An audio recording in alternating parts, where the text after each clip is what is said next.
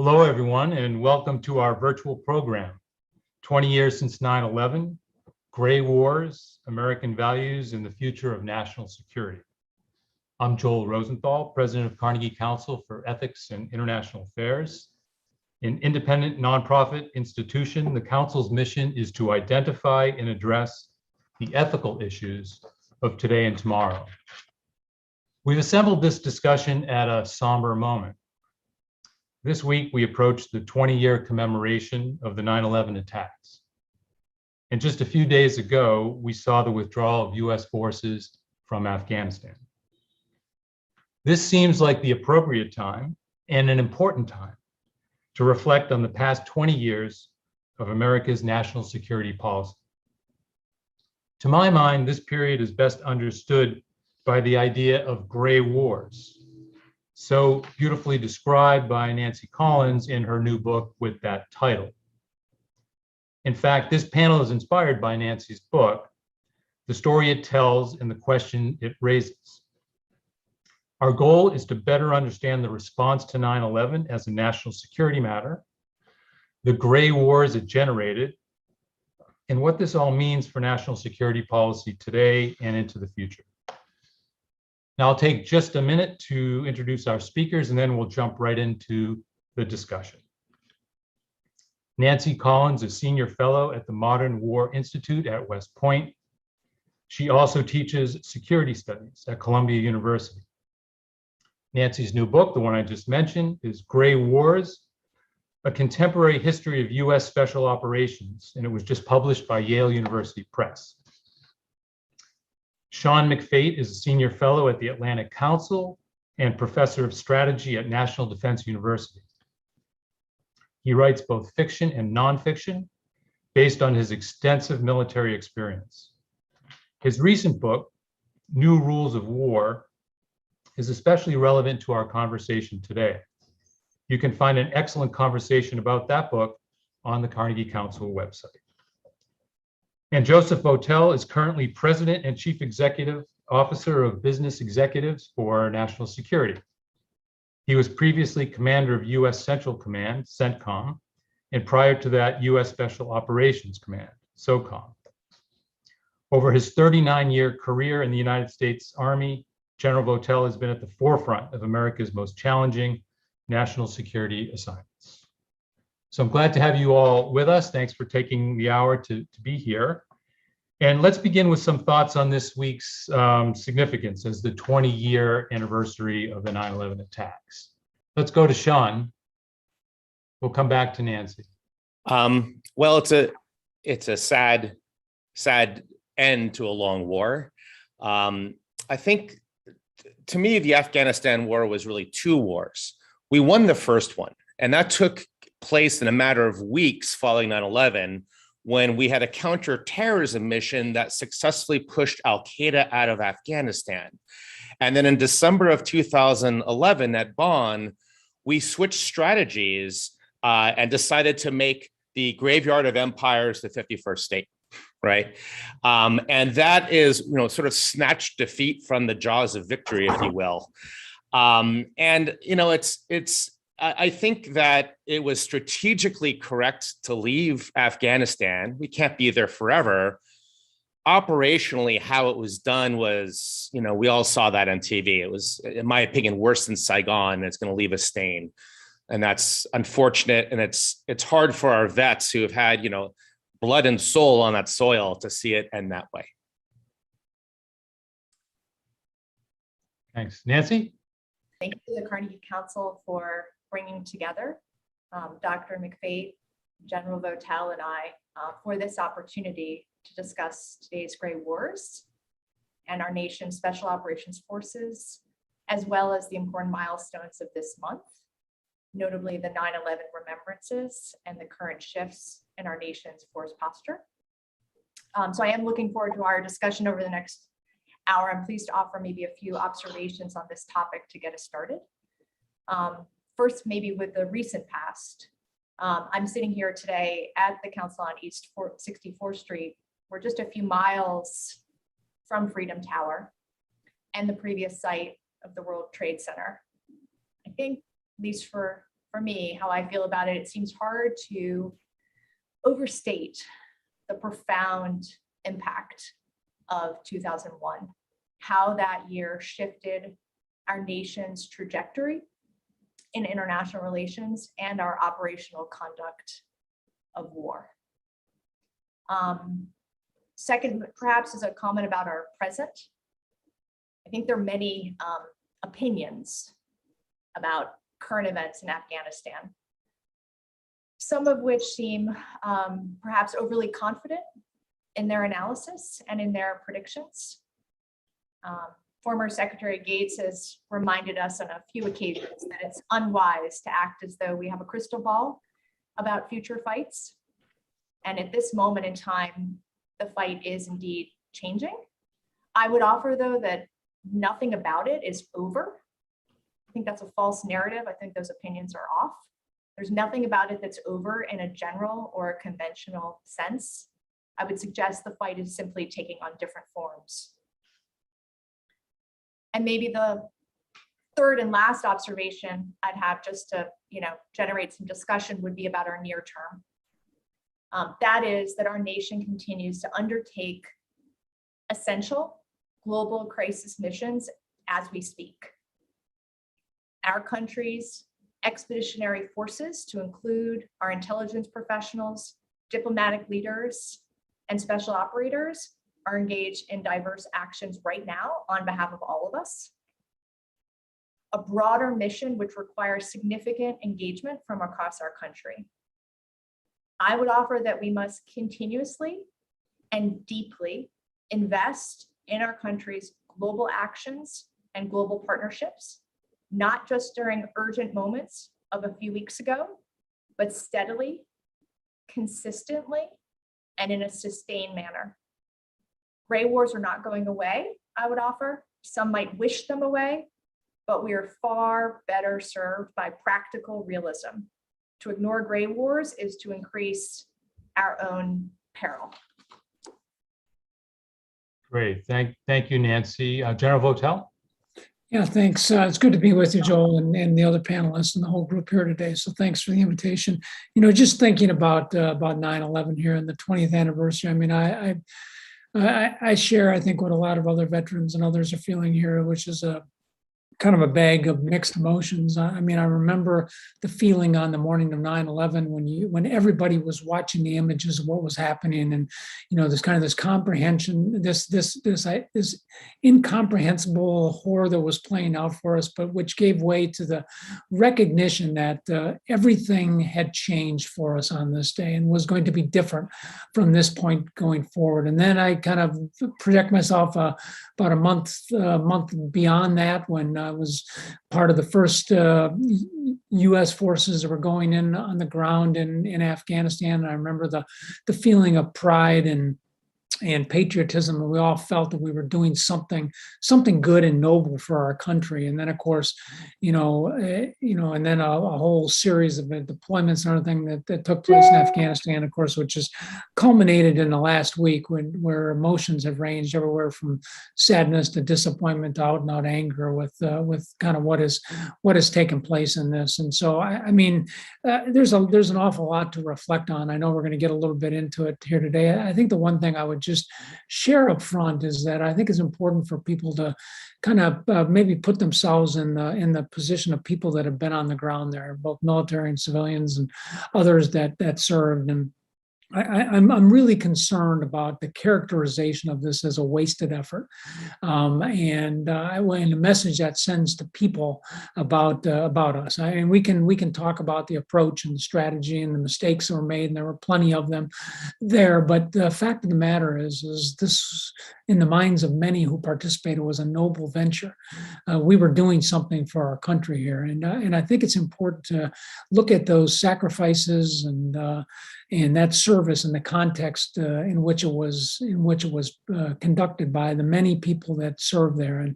And so for me, that's kind of what I'm thinking about this week, particularly as we get ready to commemorate the 20th anniversary of 9/11 in the context of what has just played out in the last couple of weeks here in Afghanistan. Thank you, General. That's very helpful to set the context. I appreciate your personal reflections as well. But let's go back though to 20 years ago. After the 9/11 attacks, there was a decision that was made to launch a global war on terror, and this was the strategy. So, with the benefit of 20 years of hindsight, how do we think about this now as a strategic decision? And maybe I'll start with Sean on that, and then come to Nancy.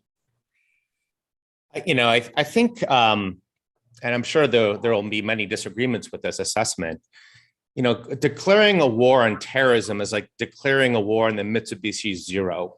It's a stratagem. It's a type of, it's a tactical type of warfare. To suggest that we can, it's like declaring war on poverty almost. It seems more of a metaphor than an actual war. And it's fine to have metaphors as long as we don't mistake them for strategy. I think what the 2002 national security strategy kind of laid out a proto-grand strategy, the first we probably had since the Cold War and the last we probably had. But I think it was overreach. It didn't, half of what winning is knowing, what it looks like. And we didn't really know what that would look like at the end. And I think that's kind of why we struggled, if we're candid. Thank you. Nancy, take a swing at that. Global war on terror. Sure. Well, I think first off, the decisions that were made in September 2001 were ones that were broadly unifying. I don't think there was actually that much division at the strategic level about the next steps that needed to happen in September, October, November, December of 2001. And I don't think that 20 years later, there are that many sensible voices that would truly try to challenge autumn 2001 strategic national security decision-making. I think that has stayed pretty consistent. I think where there's divergence of thought, divergence of analysis is what comes later. Decisions that were made maybe in 2003 or 2005, where maybe there was less unity of strategic thought. Where we are today, to jump to the present, though, I would offer is that we are not being realistic about what is to come. I don't think we're necessarily preparing ourselves and steeling ourselves for what it's going to take. And I think we're undermining ourselves by not recognizing the incredible lift that has been undertaken by those who have been at the forefront of the fight over the last 20 years. It is incredibly unhelpful to discuss these fights as wasted efforts. They're not. There is so much goodness that has come out of these ground activities and ground efforts, and I wouldn't want to lose sight of that. What we're going to need going forward are more talent, more technology, more innovation, more to be prepared for the conflicts that are coming our way. Thank you. General Votel? Yeah, I think we've had some good points already there. I think as I look at this, context is important. I mean, when you look back to the fall of 2001 and what had just happened to our country, as Nancy implied, the administration, the leadership was looking for a unifying approach that, seemed to bring people together and create a sense of action that we were taking against these people. And so, I think it's important to acknowledge that. But as Sean highlighted, this was more of a metaphor, and I think that's a great way of describing it, more of a metaphor than a strategy.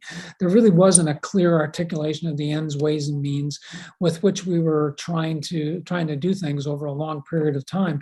Many of us will recall there was a discussion on the long war and that this was going to take a long period of time, and all of that I think begged for a very clear strategy that outlined what we were actually trying to do, which in many ways was to protect ourselves here at home.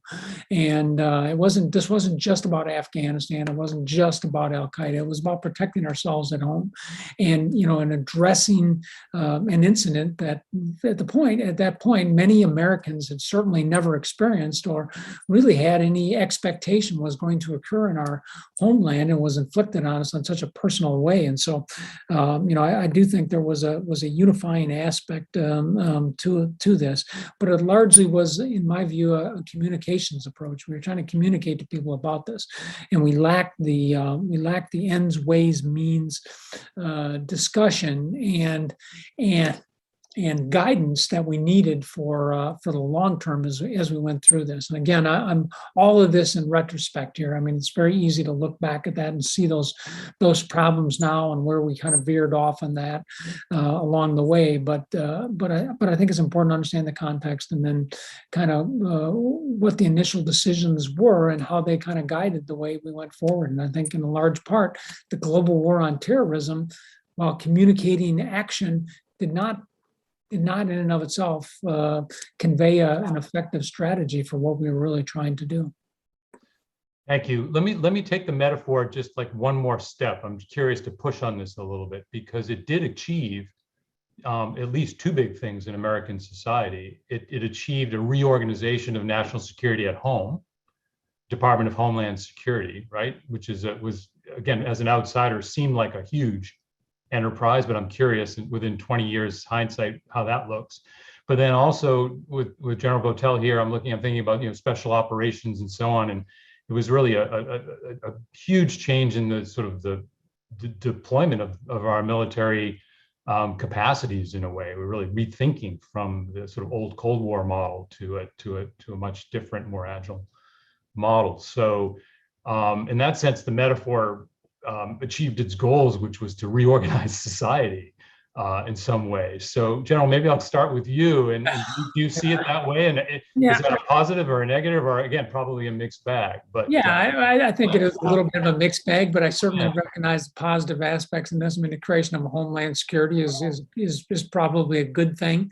That said, I think if you look deeply into that, many of the initial challenges that were in place when we created the Homeland Security Department remain in place, with multiple stakeholders, multiple oversight, and a less efficient, effective approach than we probably need. But the idea of bringing people together around that, I think, has generally been a positive one. And likewise, your point on the operational aspects of this. I mean, if there's a positive aspect to the nation being at war 20 years, it is that those people that had to work together in terms of this, whether it's the military, the diplomatic corps, the intelligence community, those relationships, I think, dramatically improved over the course of our conflict, and we have created a number of interpersonal relationships between people in multiple different agencies, and now have a better way of communicating, a better way of cooperating, a higher level of trust between themselves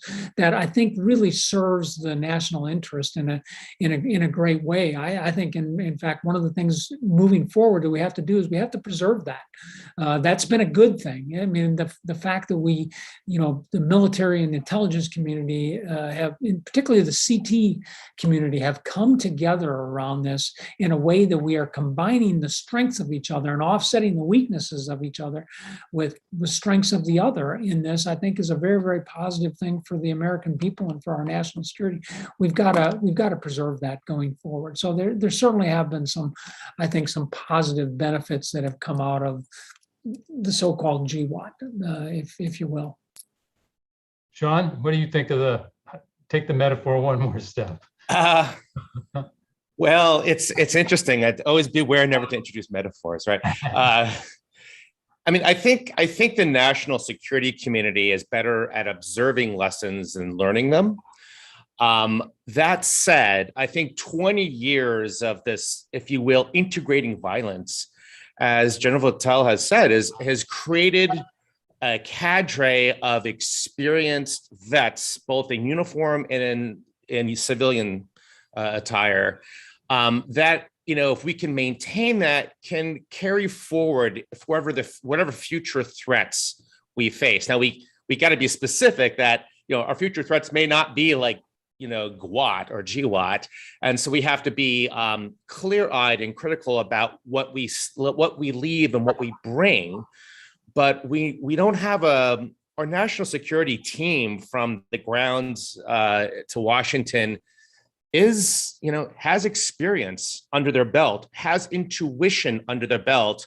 And I think what I'm curious to see is where the middle leadership is today, where they will bring us, say, in 10 years, because we have, that's something that was quite different in 9/11. We had a military. I was in the Army in the 1990s.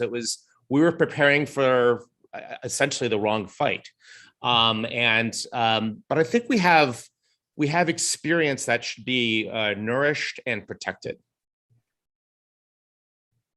Nancy, what do you make of the bureaucratic changes, both domestically and sort of operationally since 9/11? Well, certainly, just to continue with the GWAT sort of discussion. Sure. I don't want to get overly hung up on whether a bumper sticker is good or bad. It was accurate. It has been a war on terror. 9/11 was an act of terror in the U.S. homeland. It was profound, and it was a global response to that act. So in many ways, it's a fairly accurate shorthand. What then followed was a unifying federal and international effort to counter terrorism, to work anti-terror, to combat terror. And with that comes a lot of infrastructure, to your question about bureaucracy. But I don't think I would immediately jump to the word bureaucracy to accurately describe what grew. I actually think that what grew was a very sophisticated network of experts and professionals who have an expertise not only in combating terrorism, that's one element and certainly an overriding element, but these experts have a broader orientation to the world, which I think has served U.S. national security interests with great effectiveness. My concern now, though, is that, and this I think has been true for about the last at least 3 or 4 years, and I see it accelerating at this anniversary moment, is somehow that this is a bookend and we're somehow going to put all of this behind us.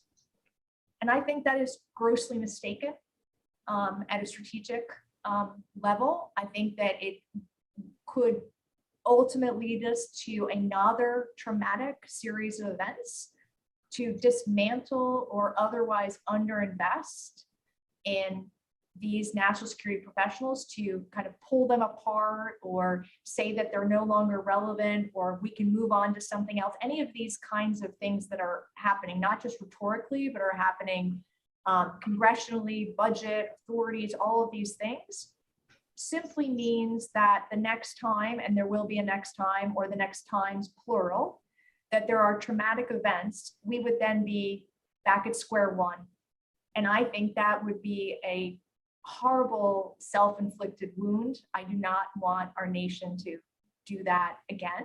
So my big caution on this is it's not that a bureaucracy was built over the last 20 years. Expertise was built over the last 20 years. Extreme talent. I think we shouldn't lose sight of the fact that I'm sitting here in New York City, a place that hasn't had an attack on that level for 20 years. That doesn't happen because nobody tried. It happens because talent made sure that none of the 50 states experience an attack, nor quite frankly, did most of our partner nations over the last 20 years. Not to say there haven't been terrorist attacks.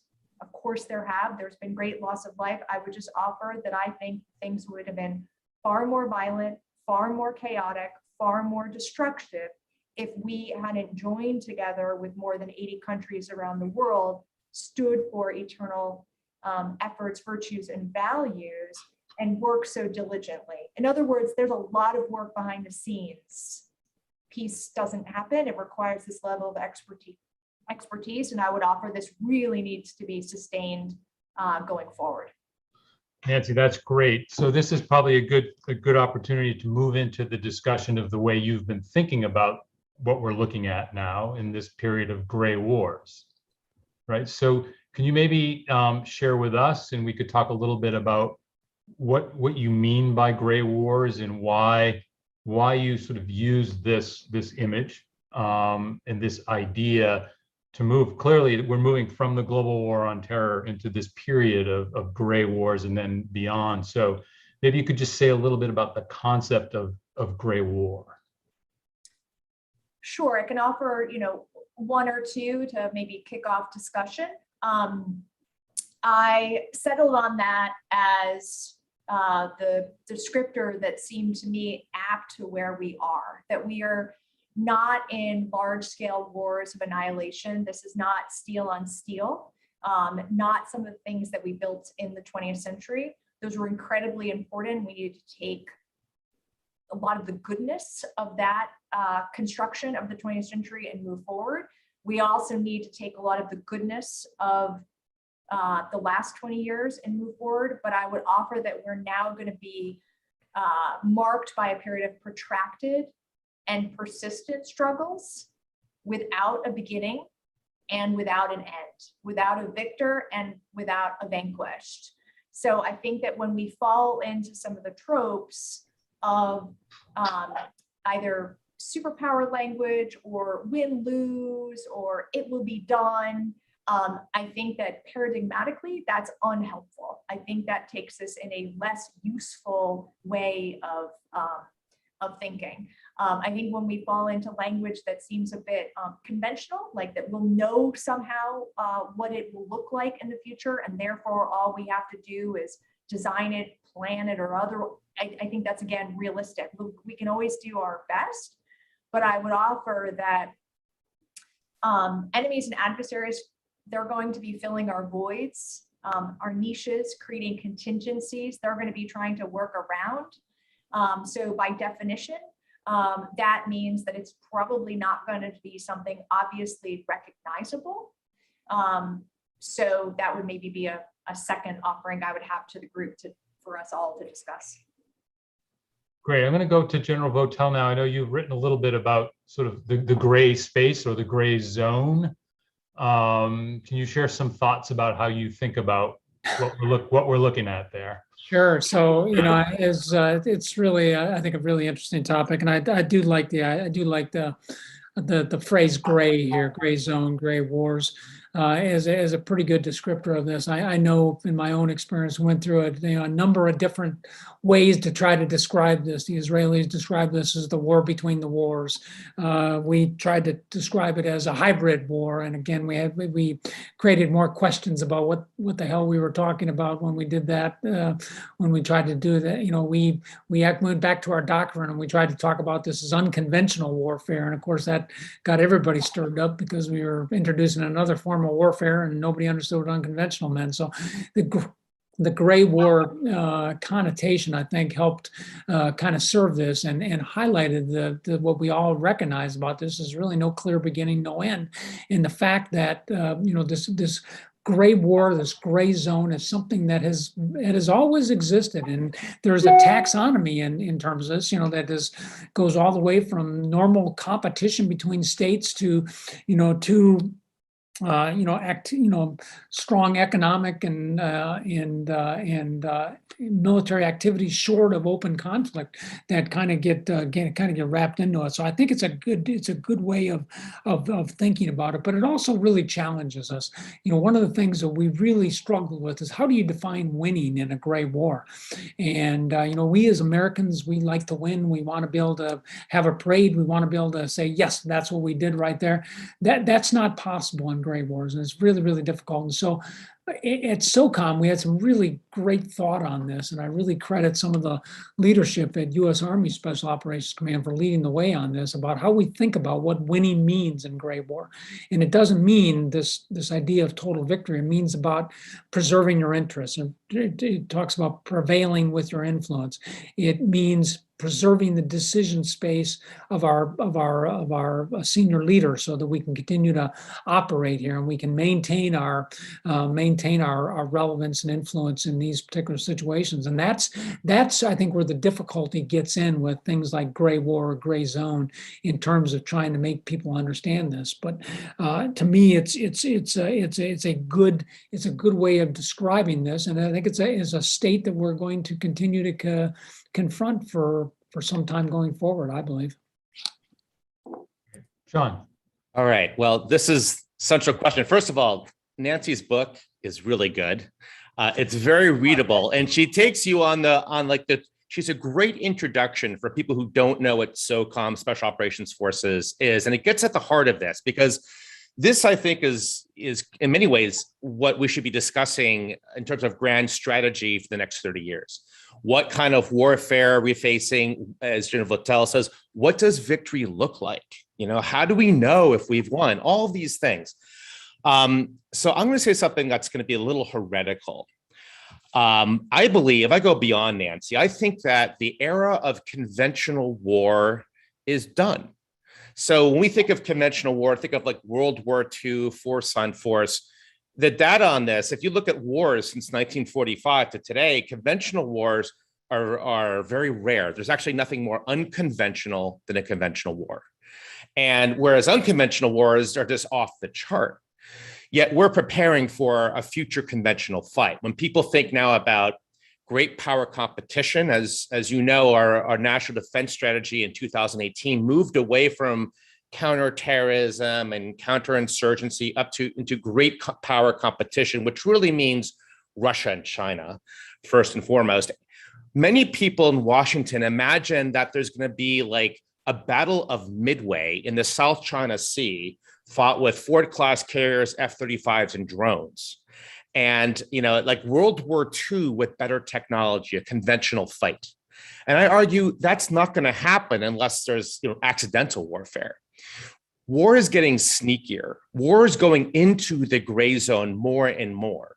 So look at like Ukraine, Syria, Libya. These are the strategy here is that Russia and others, they pump the fog of war into a battlefield, use units that give them plausible deniability to move through that fog. And while the West is still scratching their head about what are the facts on the ground in Crimea is already a fait accompli. So warfare is getting sneakier. And I don't think that's going to change. I mean, all these war games of force on force with Russia or China, it could go nuclear really quickly. And that's why, just like the Cold War to an extent, we're going to see competition across all layers. And I think one of the weapons of choice will be special operations forces, SOF, mercenaries, disinformation, all of these things. But here's the problem for democracies, and it really gets to the mission of the council here. If war is getting sneakier, we all know that secrets and democracy are not compatible from the church hearings of 75, 76. So how do we get in this battle space where it's gray and dark and shadowy and punch back without losing our democratic soul? Because this way of warfare, it favors autocracies. They can do these things very easily, but we cannot. And this is, I think, one of the reasons we're seeing the rise of autocracy.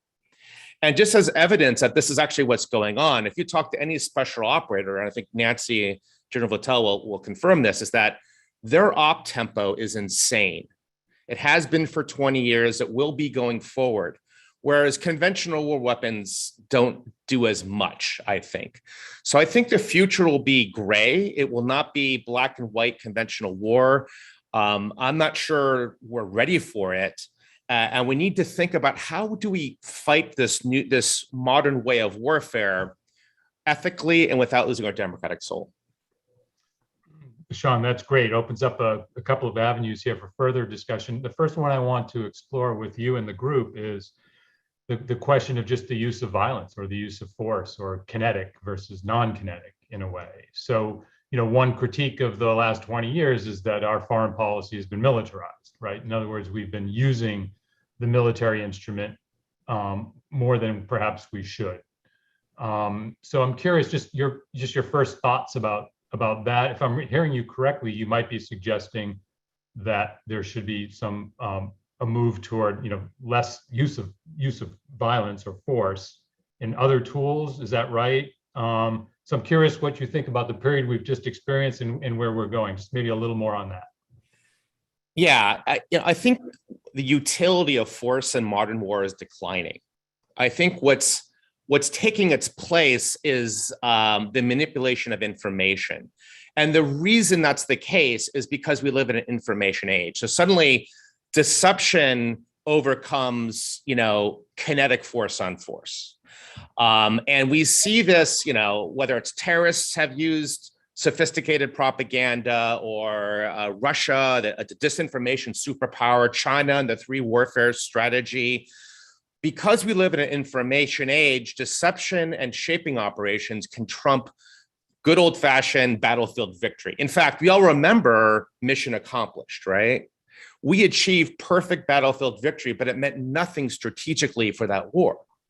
So warfare, not to be too nerdy here, but warfare is moving from a Clausewitzian paradigm of force on force to a Sun Tzuian one, where the idea is you win before the first shot is fired through deception, through these other things. But our norms of warfare do not allow that. The laws of armed conflict do not allow that. The strategic paradigm of Clausewitz, looks at that as that's like the tool of the desperate. I think we have to have a real serious think about how do you win wars, and maybe some of the best weapons don't fire bullets. Yeah. Nancy, your reflections on this from the book? Sure. Yeah, I can offer a couple of reflections. So on the question of lethality, kinetic, so on and so forth. First, I would say that our nation should not take lethal force out of the discussion. Kinetic strikes are necessary and relevant when they're necessary and relevant. They are part of our arsenal of democracy, period. And I think it's better just to call it out as that rather than to try to hide it behind euphemistic language. First point.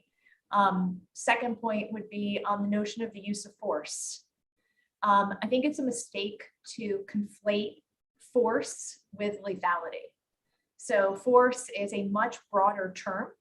Force incorporates offensive information campaigns. That is a type of force. That's force in 2021, and it'll be a force in 2025. We're not as sophisticated yet in our information campaigns as we are in our physical territorial campaigns. We haven't been doing it for as long.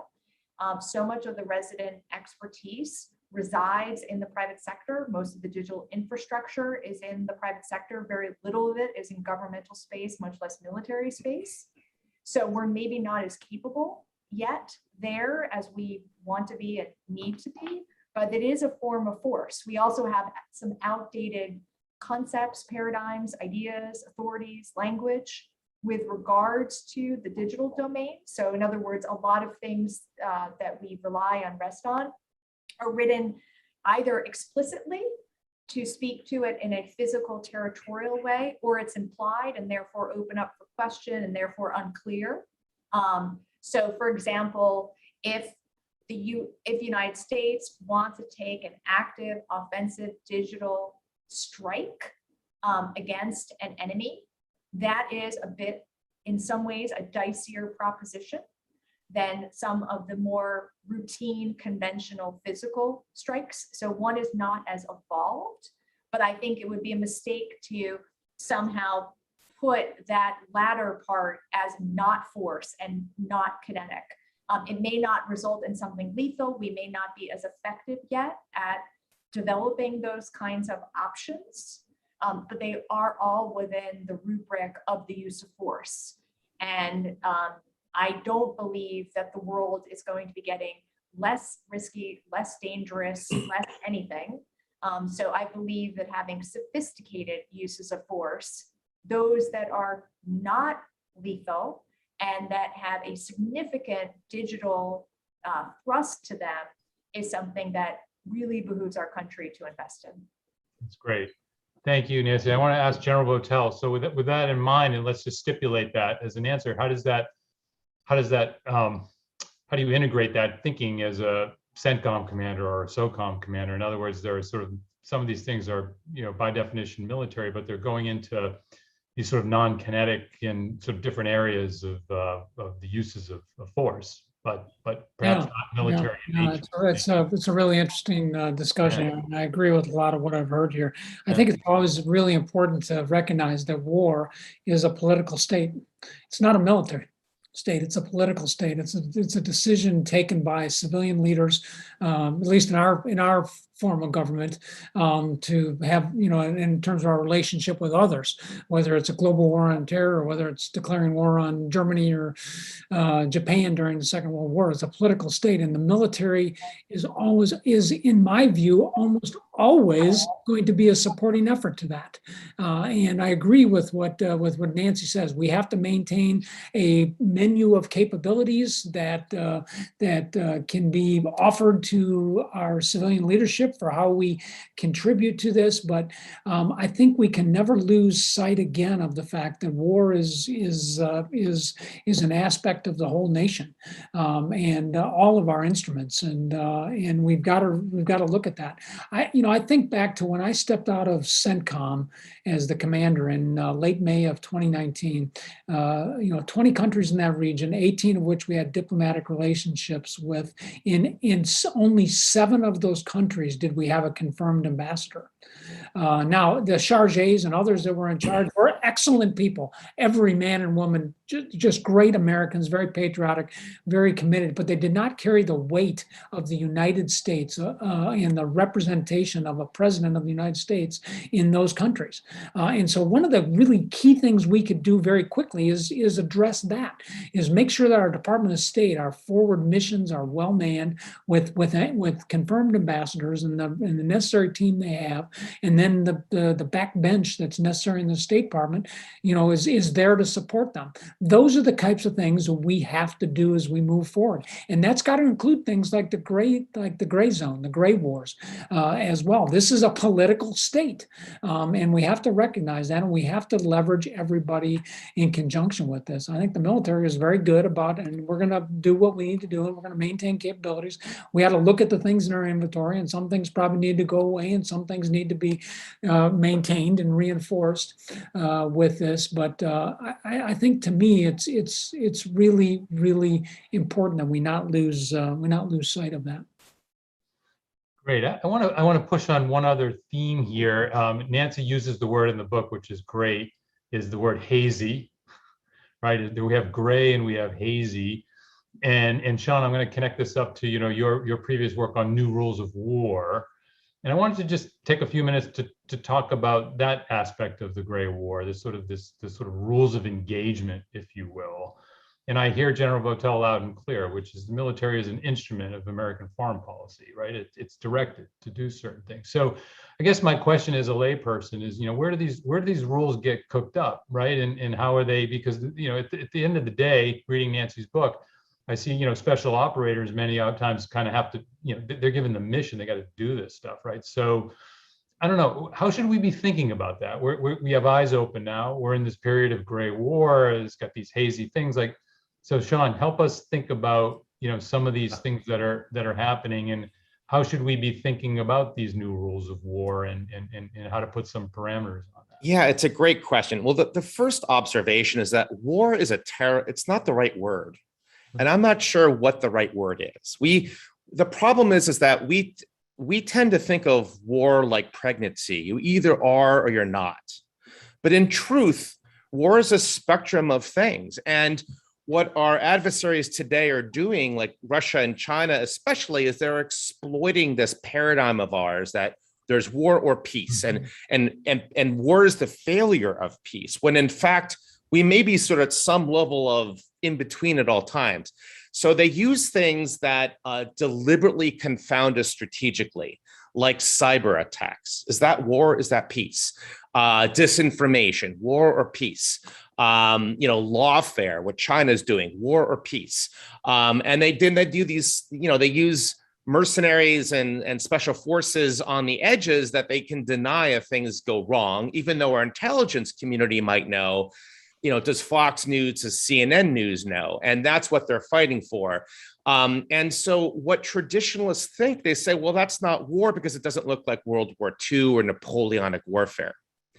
And what I'm suggesting in my book, The New Rules of War, is we have to be more plastic than that. We have to widen our aperture about what is warfare today. And let's not fall into this, a paradigm prisoner of conventional war. But the word war is problematic because that already predefines a certain set of activities.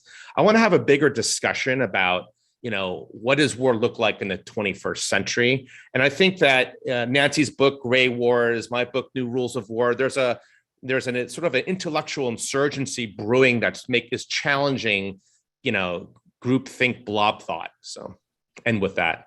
This is great. I'm going to follow this up, but I do want to tell our audience that if you do have questions, you can put them into the chat function. And as we get towards the end, we'll try to collect a few and share them with the group. So I can't resist this here. So thinking about how these policies are made and formed and so on, Nancy does write about the authorization for the use of military force, right? So we have this famous declaration of September, 2001, which is kind of, still in effect. But I guess it just raises the bigger question, how do we think about the policy making around this Congress and so on, right? So, it just seems like it's just kind of, it's sort of an open, undirected activity that's outsourced in a sense to the United States military, kind of overseen by the executive. So is there any role, is there a role for Congress? Is there a role for regulating this in some way? Nancy, do you have some further thoughts since the book about the authorization of the use of military force and maybe where we are now? Should things be amended? Should slate be wiped clean, start over? How do you think about that? So congressional leaders are already directly and deeply involved in the day-to-day decision-making. So it's a false premise to somehow suggest that they're not engaged and not involved.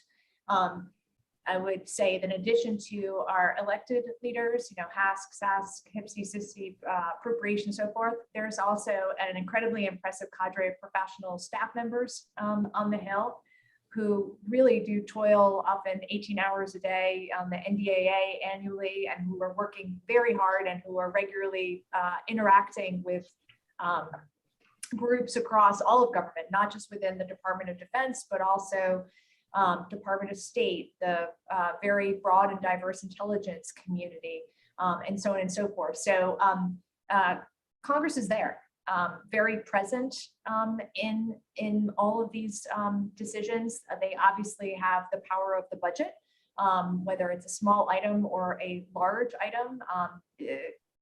Congress is directly engaged. So I guess that would be my first thing. It's just to clarify that they're already there.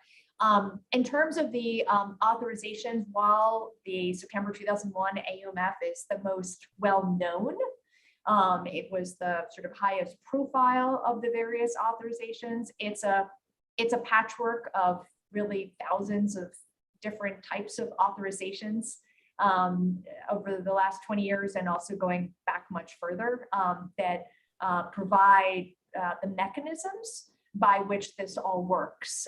It can be something as small as an addendum within the NDAA. In other words, it can be a paragraph that opens up some new way of doing things.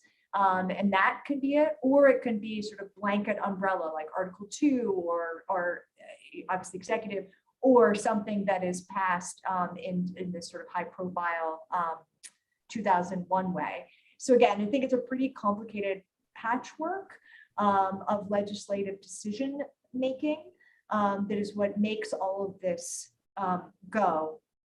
What I would want to offer, though, is that in addition to this complicated network of decision making across the executive and legislative branches, is an area where it's not perhaps as evolved as we could be as a nation, which are those individuals who are not currently serving in a full-time capacity, whether they be an active duty military service member, or they are a foreign service officer, or they're a senior intelligence professional. All these folks, they're serving in a full-time and permanent career way. When we look at the problems that we face, though, that's a relatively small number of people having to deal with just massive strategic challenges that affect all of us. So what I would call on would be all those people who are not currently serving in full-time federal capacity to figure out what their contribution is going to be. So General Votel is leading BENS. That's an example of an outstanding organization of individuals who have made the decision that they want to take time and energy and commit to the mission. And I think that it really is incumbent upon all of us to find our contributions and not leave it. The professionals are who need to be in charge. They're the ones who are there every day. But again, when we think about what the fights are going to be going forward, for example, to take Sean's example of some technological fights, much of that infrastructure, much of that expertise currently resides in 10 to 15 large technology companies.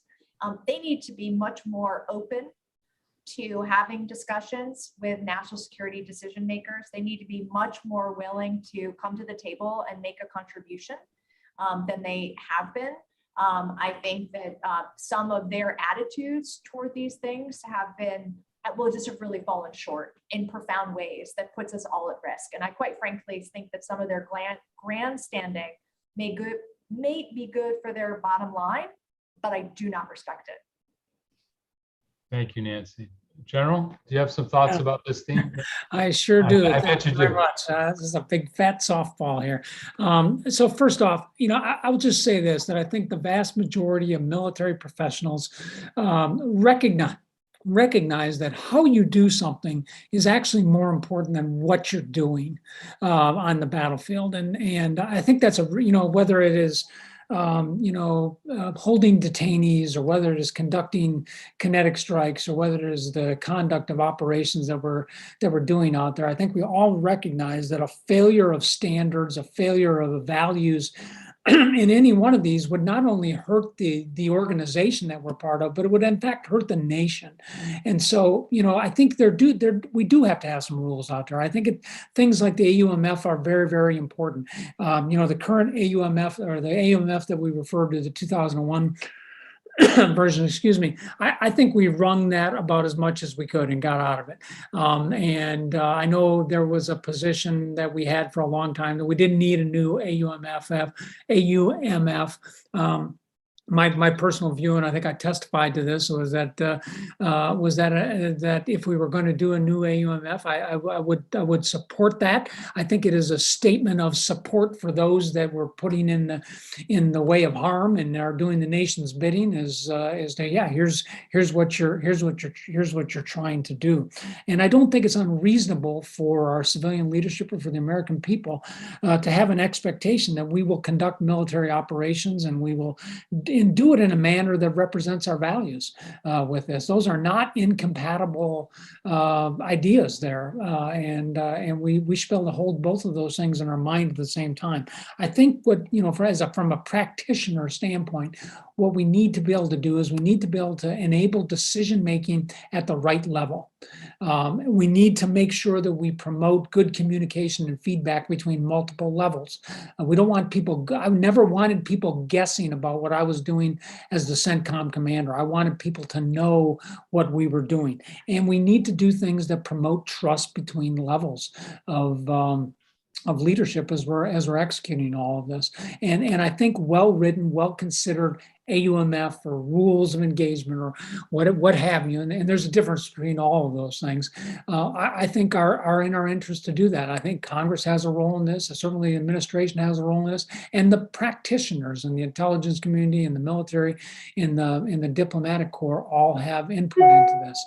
And this, I think, should be a priority as we move forward, particularly as we confront, as Sean really articulated well this, this continuing aspect of gray wars that we are going to deal with for the future. That's going to be much different than anything else we've done before. Oftentimes, the challenge of things like cyber information is that it gets after core values. It gets after things like privacy and things that we hold very dear in our country. But yet we have to confront this because our inability to confront it is really limiting it, the ability of decision makers and people that are trying to do the nation's bidding to best protect us. So we've really got to wrestle with this, and it's going to take a variety of smart people to do that, I think. Great. Thank you. There's a question in the chat, which actually will help us come toward the conclusion of the hour, which I think is quite profound, which talked about the kind of unifying moment of 9/11 for our country. So a lot can go unsaid here about the division and the polarization we have right now, but I wonder if I could push each of you to just think about that a little bit, about what might be a unifying, if not strategy or vision or just set of values or concept to think about the future of national security. I think there's probably a growing consensus that the challenges are going to start to look different, having to do with sort of these new realities of the way we live. So I don't know, this is a big question, but is there a potential for unification around this, or is it just further polarization? I'm going to go to Sean because I think you've thought about this a little bit. Okay. Coming into this. Not a softball. I'll be very quick because we don't have much time. Yeah. Look, we all need a grand strategy. We haven't had a grand strategy since 1950. Containment. And there are grand strategic skeptics in Washington thinking the world's too complex. It can't be done. Nonsense. The world was complex 100 years ago. It was complex 1,000 years ago. A grand strategy articulates all these things, and sort of like a good business plan, it's not a business plan, but it forces you to think about some of the details. The thing about a grand strategy, what makes it grand is that it can last beyond an administration, beyond a president. It's not just, there's no such thing as an Obama grand strategy, a Bush grand, it's got to last. And right now it's hard to imagine, given the culture war in our country, that happening anytime soon, but that's the easy, that's the easy answer. That's easy to say, hard to do. We can't go much further without a grand strategy that articulates all these things. And our adversaries like China have one. We have to be concerned about that. Nancy, you want to take the crack? Is something to unify us? Yeah, I mean, and I'll do it quickly in interest of time, but I would offer that we are at a moment where we need America to stay deeply and strategically engaged with the world, full stop. And that is what is so important to unify behind and around. I think that over the last 6 to 18 months, we have been pulling away, pulling out, turning our back, and otherwise diminishing our credibility. I think that what I would offer is a deep re-engagement with the world around us. Thanks. Thank you. General. Sure. Yeah. So first off, I vehemently agree with Sean here on this need for a strategy. We need an Eisenhower-like moment in 1953 when we convened the National Security Solarium to basically lay out a strategy for how we were going to deal with the Soviet Union that unified us for decades and transcended that. We also need to address our aspects of partnership. We've done a lot of damage to our relationships over the last several years with respect to this. They're not necessarily broken, but they are in need of important tending here. And I think the last thing I would just introduce is we need some work on strategic communication, first and foremost to our own people, to make sure they understand exactly what is at stake right now. And what's at stake is being number two. And if we're okay with that, then we don't have a problem. But I don't think we are. And if we're okay to live in a world that's dominated by China, who's going to write the rules, who's going to be the reserve currency, who's going to devise the norms by which we operate, who's going to drive coalitions and alliances around here, I think that's what's at stake, and we need very clear communications with the American people about what is at stake and what we're trying to do with our strategy. I mean, you think back to the Cold War, people understood the threat that was coming from the Soviet Union and what that meant, and it transcended age groups and generations and everything else. We need that right now. We need that level of clarity, and I think that's something that would be a really worthy undertaking for the nation, frankly. Well, thank you. That's a great place to conclude. I would just add, General, in building on what's been said here, I do think that there is also a set of values that we can think about as a country, what we stand for ourselves and for the world, that should be part of this conversation, and perhaps our council can play a role in promoting that conversation. So we're at the end of the hour. I want to thank you all very much for participating. Really appreciate your lending your expertise, your experience. Nancy, thank you for writing the book and for prompting this conversation. I think we will definitely have more sessions around these themes. These are really big themes, and they deserve dialogue and conversation. So I hope all of you who are watching either live or on the recorded version, you'll come to Carnegie Council website. We have a lot of resources here. You can watch sessions like these. You can listen to them as podcasts. You can read the transcripts, and we'll be building up a whole set of materials around this. So with that, we'll adjourn the session, and thank you all very much, and hope to see you again soon. Thank you. Bye-bye. Thank you.